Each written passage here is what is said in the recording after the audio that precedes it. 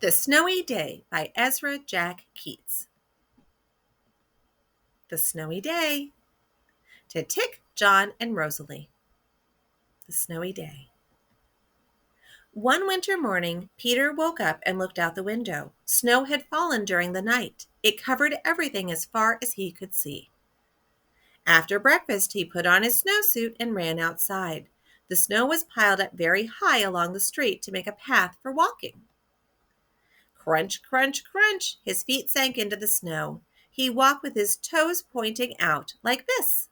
He walked with his toes pointing in like that. Then he dragged his feet slowly to make tracks, and he found something sticking out of the snow that made a new track. It was a stick that was just right for smacking a snow-covered tree. Down fell the snow, plop, on top of Peter's head. He thought it would be fun to join the big boys in their snowball fight, but he knew he wasn't old enough. Not yet. So he made a smiling snowman, and he made snow angels. He pretended he was a mountain climber. He climbed up a great big, tall, heaping mountain of snow and slid all the way down. He picked up a handful of snow and another, and still another. He packed it round and firm and put the snowball in his pocket for tomorrow. Then he went into his warm house. He told his mother all about his adventures while she took off his wet socks. And he thought and thought and thought about them. Before he got into bed, he looked in his pocket. His pocket was empty. The snowball wasn't there. He was very sad. While he slept, he dreamed that the sun had melted all the snow away. But when he woke up, his dream was gone. The snow was still everywhere. New snow was falling. After breakfast, he called to his friend from across the hall, and they went out together into the deep, deep snow. Of all the characters that sprang from the mind of Ezra Jack Keats, Peter, who first appeared in The Snowy Day, remains the most widely beloved. Before this book came out in the early 1960s, very few picture books had ever featured African American characters. Years later, when Keats was beginning his career as an illustrator, he saw a set of photos of a little black boy in Life magazine and stuck them up on the wall of his studio. He hoped he'd be asked to illustrate a picture book about an African American child and could use the photos for inspiration. But no opportunities to create such a character came his way. The photos remained on his wall for 22 years before Keats finally decided he would write the book himself, and Peter and the Snowy Day were born. Keats spent a long time working on the manuscript for The Snowy Day with his editor, Annis Duff. He had illustrated many books by then, but this was the first he had written entirely by himself. When it was finally finished, Keats had to decide how to illustrate the story. He knew that he wanted the artwork to be different from anything he'd created before. From the beginning, Keats thought he might like to incorporate a little patterned paper into the mostly painted illustrations, but the more he worked on the book, the more his collage style developed and the more paper he found that made its way into the book. As he described it, the creative efforts of people from many lands contributed to the materials in the book. Some of the papers used for the collage came from Japan, some from Italy, some from Sweden, many from our own country.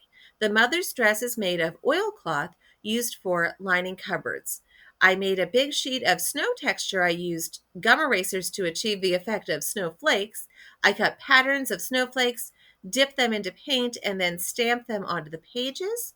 The gray background for the pages where Peter goes to sleep were made by splattering India ink with a toothbrush. Keats said that when he showed the finished book to his artist friends, they couldn't believe he had created it.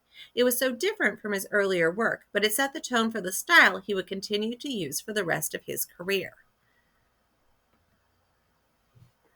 The Snowy Day was published in 1962. When it came out, readers and reviewers fell in love with the book. Many reviewers made comments like the one from the Baltimore Sun. The fact that the artist has pictured Peter as a Negro child, quite without making any particular point of it, is a pleasant surprise that adds a new dimension to picture book content. Letters to Keats poured in from adults and children alike. He heard from the widow of the author and activist James Weldon Johnson and from the poet Langston Hughes, and he received hundreds of letters from children and teachers about the book's impact on its youngest readers. According to the Minneapolis Star, one elementary teacher wrote that before she read The Snowy Day to her class, also predominantly Negro, both white and Negro youngsters would use pink paint to represent themselves when painting pictures. After reading the story, the Negro children started using brown paint when painting pictures of themselves. Keats said, "It gives them a sense of belonging. They are in books." Said Keats, "I don't like to emphasize the race thing because what's really important is the honesty." You can see some of the letters that he received.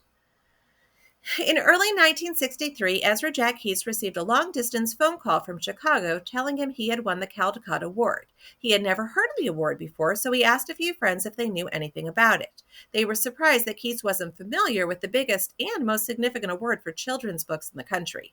Keats was euphoric about winning the Caldecott until he found out he'd have to deliver an acceptance speech in front of nearly 2,000 teachers and librarians. He was terrified of speaking in public and worried he'd faint or start to cry.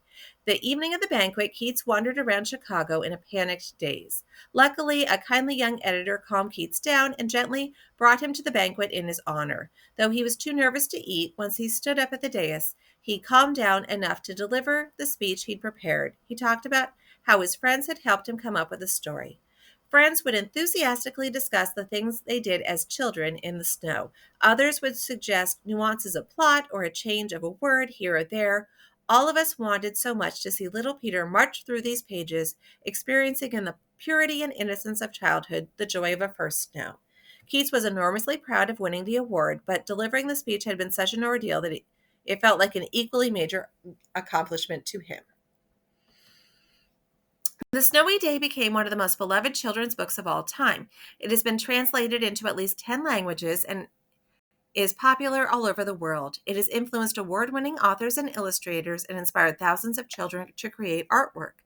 Ezra Jack Keats went on to create several more books about Peter, as well as other favorite characters such as Louise, Amy, and many more. The little strip of photos from Life's magazine launched him into a world he never could have imagined in his early days as an illustrator. The experience of creating The Snowy Day changed Keats' life profoundly. As Keats said, "I realize now that we have so many levels of experience that even when we are despairing and we feel cut off and alone, other life-saving forces are working through the sadness. Like strata of water in hard rock, where do they come from? Sometimes I would feel that life was one vast desert, relentless, remorseless, and I could pick up a stone and water would spurt out, hidden fountains of feeling we carried inside us, and we don't know it. I wonder what ripples of laughter and joy and love are buried to surface one day, just as the meaning of Peter's pictures had finally emerged for me." And there's The Snowy Day in some of its other languages, and there are some other books by Ezra Jack Keats.